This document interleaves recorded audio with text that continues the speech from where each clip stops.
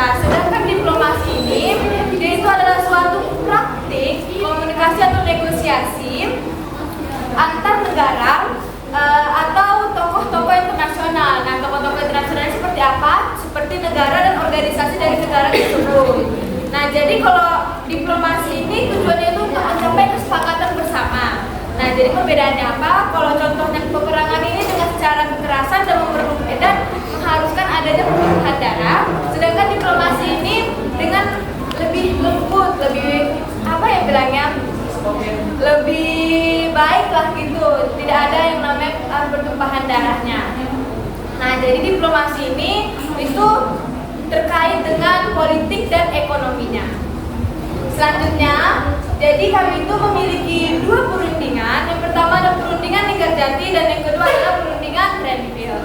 Jadi perundingan Linggarjati ini terjadi pada tahun 1946, sedangkan Renville itu terjadi pada tahun 1948.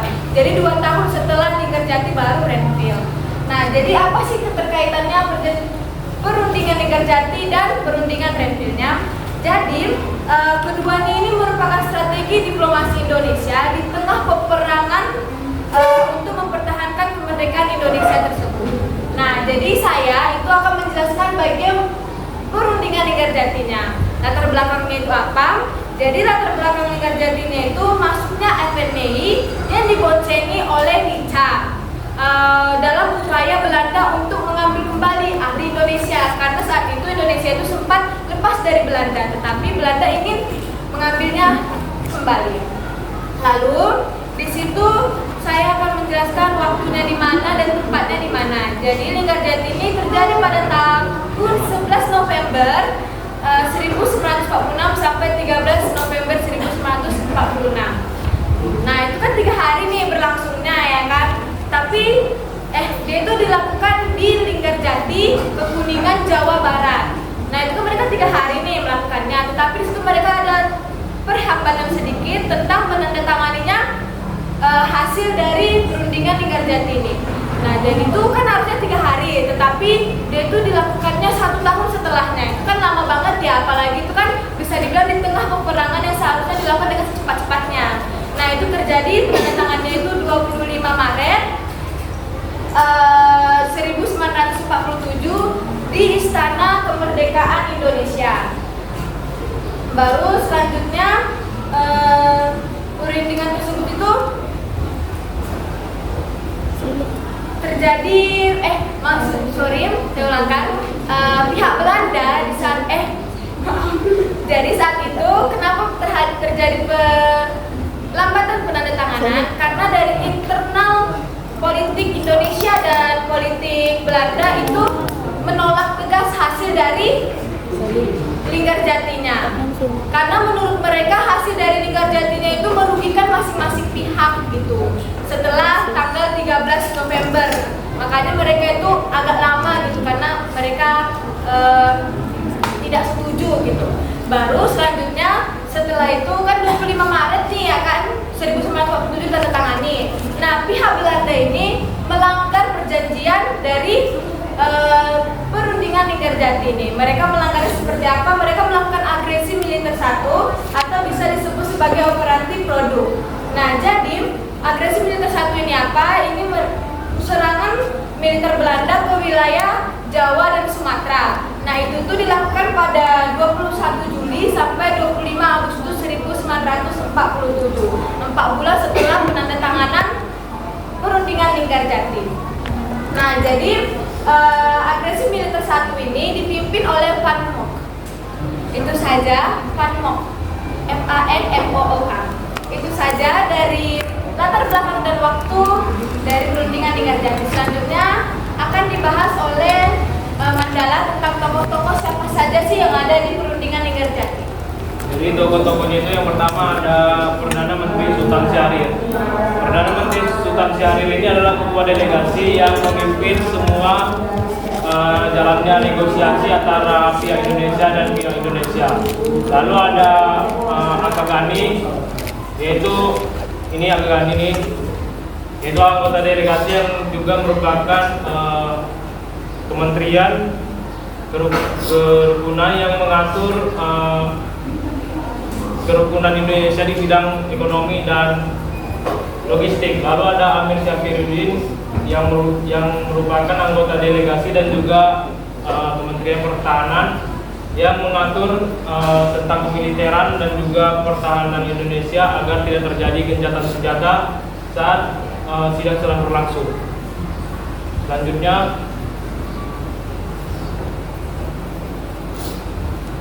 Selanjutnya ada Sesanto Tripjo, yaitu anggota delegasi yang merupakan Menteri Kehakiman. Jadi dia yang mengatur semua undang-undang, pasal-pasal agar Indonesia ini kuat di dalam hukum internasional. Selanjutnya ada Muhammad Roem yang merupakan anggota delegasi juga, yang merupakan seorang diplomat yang mengatur strategi untuk diplomasi. Lalu ada Ali Boydiarjo yang merupakan sekretaris delegasi yang akan mencatat semua hasil sidang. Selanjutnya ada wakil dari Belanda. Yang pertama itu adalah Van Lok yang merupakan ketua yang mengatur semua negosiasi sama seperti Sultan Syarif tadi, yang akan melakukan negosiasi dengan pihak Indonesia. Selanjutnya ada Chef Merton yang merupakan gubernur jenderal dari Belanda yang akan mengatur semua fasilitas dari Belanda dan dia juga yang mengemukakan untuk membuat Indonesia sebagai negara republik. Selanjutnya ada tokoh penengah. Tokoh penengah ini dari negara Inggris. Yang pertama ada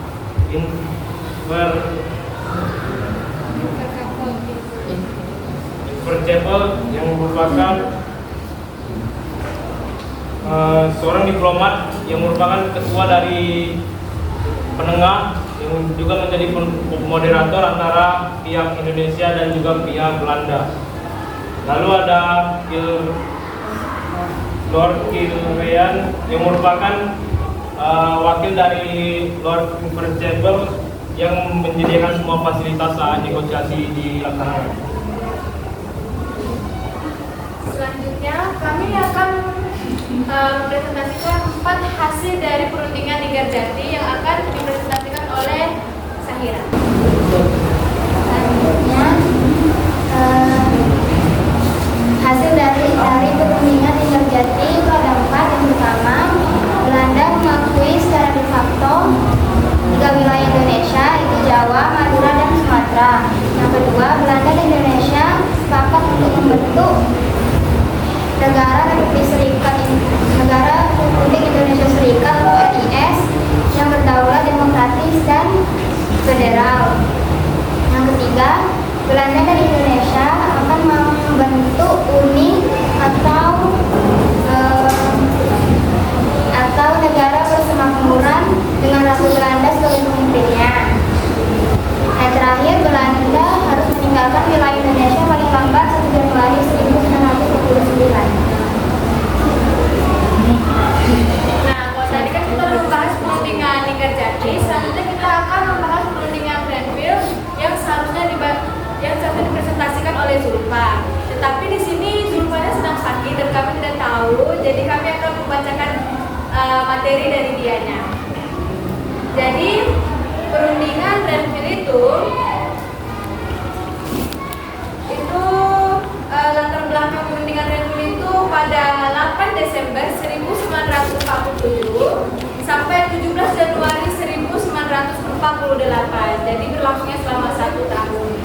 Nah, jadi latar belakangnya ini kenapa sih diadakan perundingan Grenville-nya? Jadi perundingan Grenville ini didorong oleh ketegangan pasca agresi militer Belanda I yang tadi saya bilang, yang dimana Belanda itu melanggar perjanjian Linggarjatinya.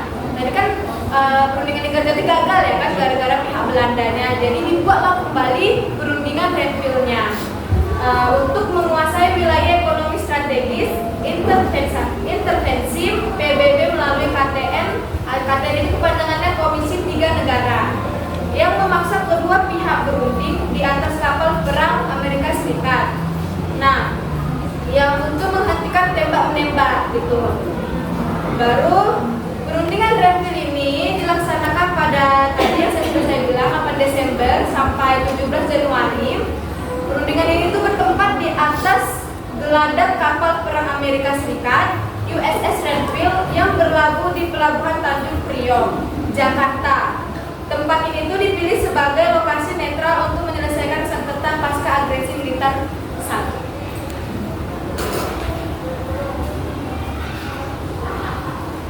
Selanjutnya akan dibahas oleh Raditson. Berikutnya ada tokoh-tokoh perjanjian Renville, yaitu yang ini dari delegasi. Yang pertama ada ketuanya itu Frank Graham, dia sebagai ketua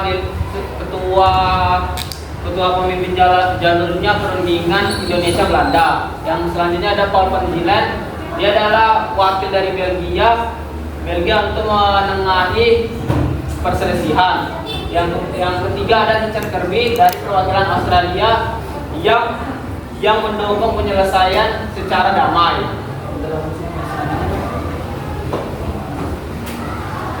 Nah, ini dari delegasi Indonesia. Yang pertama ada Amir Syarifuddin sebagai ketua delegasi Indonesia dan penandatanganan perjanjian. Yang kedua ada Ali Sakramik Dojo, yaitu membantu menyampaikan pendapat.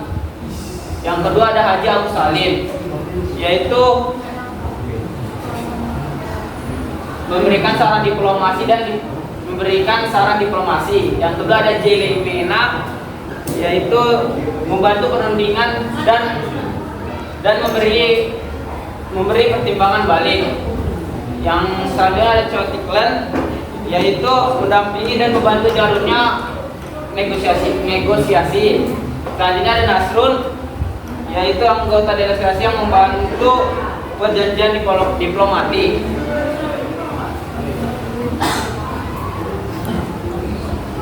Ini ada tokoh-tokoh perjanjiannya yang dari delegasi Belanda. Yang pertama ada Abdul Qadir Mojo,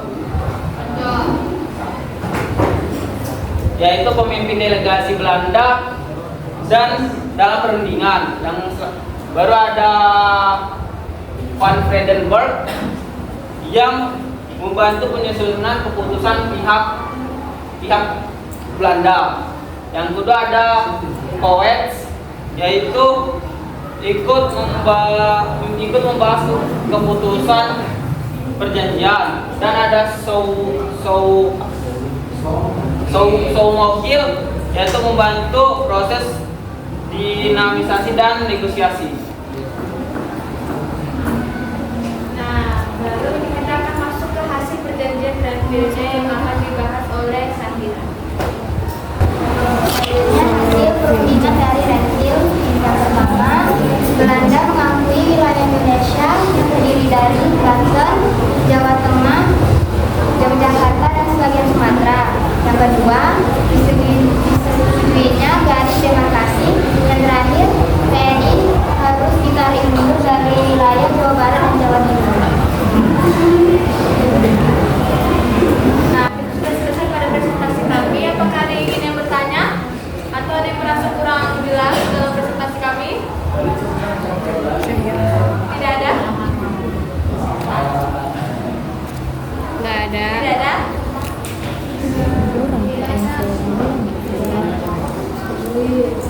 Atau mau langsung kuis?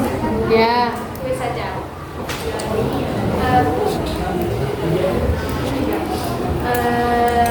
Soal yang pertama, boleh nggak tolong disebutkan tokoh-tokoh dari perundingan Linggarjati dan perundingan Renville-nya, atau sedikit poin-poin peran mereka juga.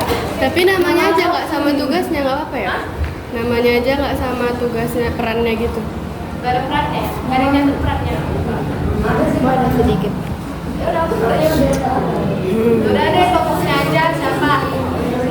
Sama. Coba, tar. Aku hitung ya. 1, 2, 3. Yori. Ece. Bagi dua aja, bagi dua. Ya udah. Ya udah ganti. Di sini juga begini lah. Atau malah 4 ya lah. Ya udah, kalau ini tokoh Linggarjatinya aja deh sama perannya. Kalau tadi kan 2 ya, ini 1 aja deh. yang Lingkar Jati aja sama beratnya dikit aja beratnya. Tolong ini. Masih ada loh.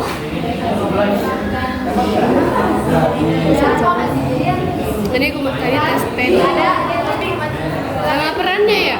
iya, kalau nanti kita coba dari wakil semua gitu loh. Ya udah. Itu lagi daftarnya. Kan nomor yang ini Yang pertama Sultan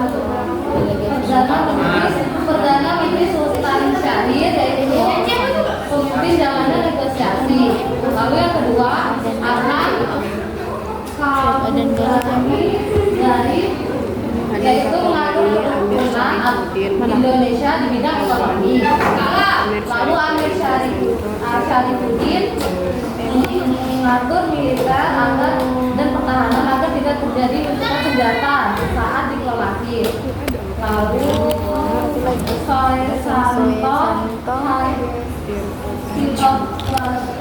udah ada mengatur undang-undang dan pasal-pasal. Lalu Muhammad Soem mengatur strategi diplomasi. Lalu Ali Boyadjo mengatur delegasi. mana tadi tuh Enggak perannya. perannya di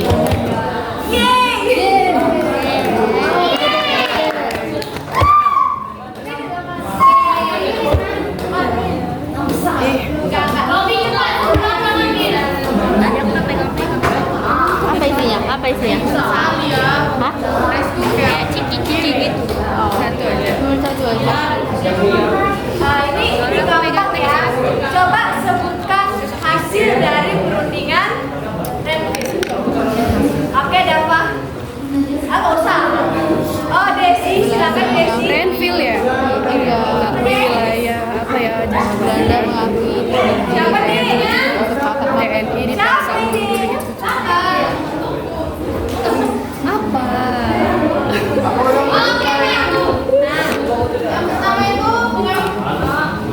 Silakan berdiri. jawab Belanda mengakui Belanda mengakui wilayah. Enggak. Kak.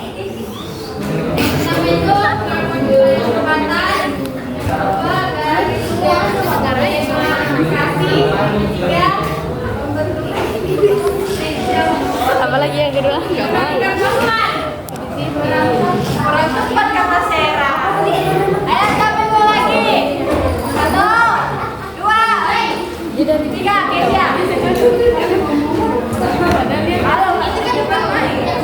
apa ya perkenalkan nama saya Kezia dari kelompok 5. Jadi yang pertama itu Belanda mengakui wilayah Indonesia. Kemudian yang kedua Apa wilayahnya? ada Jawa, Sumatera, enggak ya Jawa. Terus yang kedua Belanda dan Indonesia sepakat membentuk negara serikat.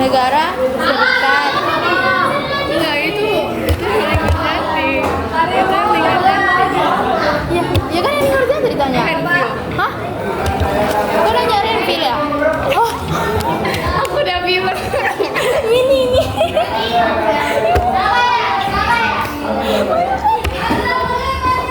Ganti. Ya aku tunggu semua loh. Ganti. Lagian Belanda mengakui wilayah Indonesia yang terdiri dari Banten, Jawa, Jogja dan sebagian Sumatera. Salah. Kedua disetujui garis demarkamen atau garis lalu. Yang ketiga TNI harus ditarik dari wilayah Jawa Barat. Ya betul. Ini kan minuman yang ada menang. Logo nulis loh, cuma salah aku lagi udah ditanya Renville. ya aku nanya.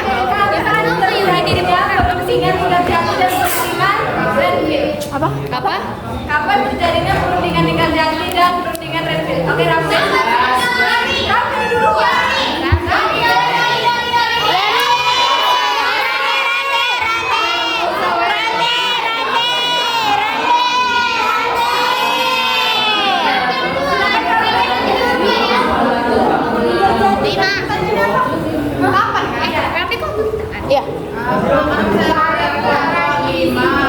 Kalau Linggarjati dari 11 November 1946 sampai 13 Maret 1946. Kalau Renville 8 Desember 1947 sampai 17 Januari 1948.